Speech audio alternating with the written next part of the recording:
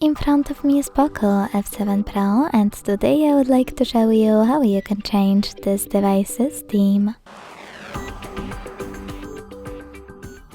Begin by opening Themes app and tapping on Home at the bottom left corner to select Themes at the top, or Categories to click on one of those and find a perfect theme for you.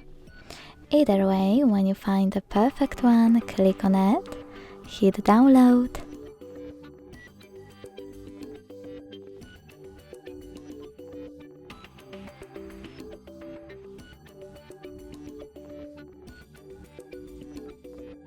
Choose Customize to adjust it, and when you're ready, hit Apply. Then if you see this kind of pop-up, select Don't Apply and pick a different theme, or hit Got It to apply this one anyway. As you can see, after that, theme of my device has changed. If you want to go back to your default theme, you need to access the same app again.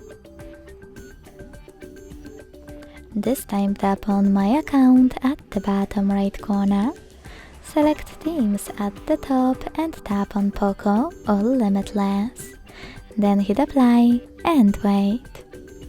Thanks so much for watching. If you enjoyed this video, don't forget to leave a like, comment and subscribe.